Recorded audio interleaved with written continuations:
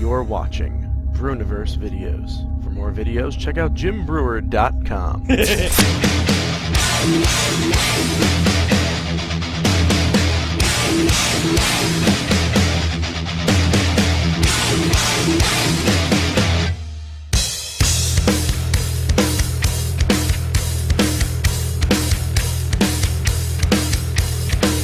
Comedian David Tell.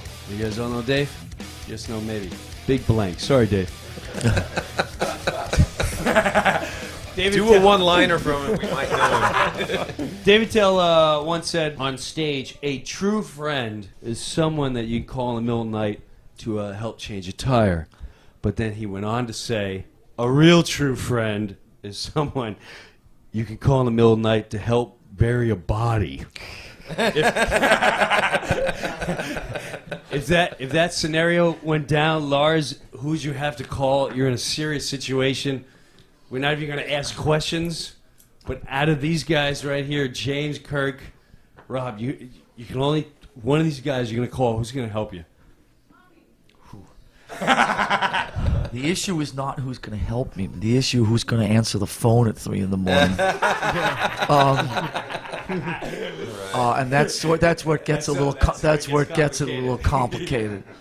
I would say, let me see, between the three of them, the one that has the highest batting average on answering the phone, man, that's like, I mean, we're down here probably in double or single digits. We're not even triple digits.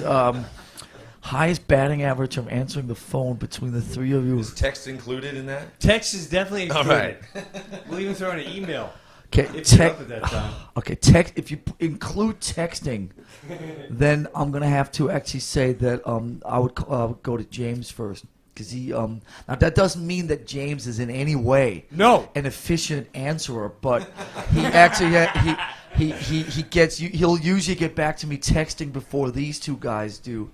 Usually, I would say between the three of them, Rob probably answers his phone slightly more than the other two. Fair enough. Kirk, how about you? Well, First of all, when you finish crying about what happened.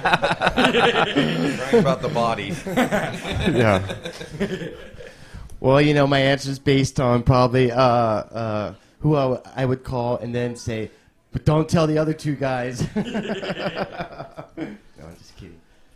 You know, that's a hard one because I would expect that all three of these guys would be able to help me in a time of dire need or embarrassment or whatever.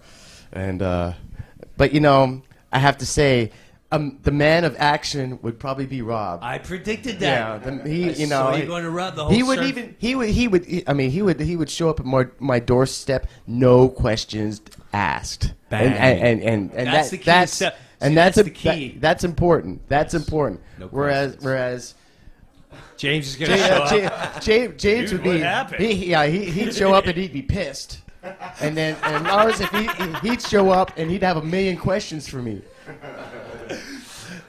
But yeah, I think I could rely on all of them. I think that would be part of the initiation for me, being the new guy. Hey, Rob, you got to help me bury this body, man. Don't ask questions, okay? Bring the shovel. Bring the shovel. Don't ask any questions. Don't ask any questions. You bring a shovel and keep your mouth quiet.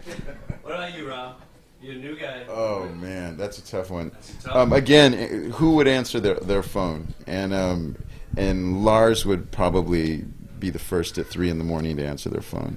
These guys are in bed a bit earlier than any of us, so I'd have to say Lars.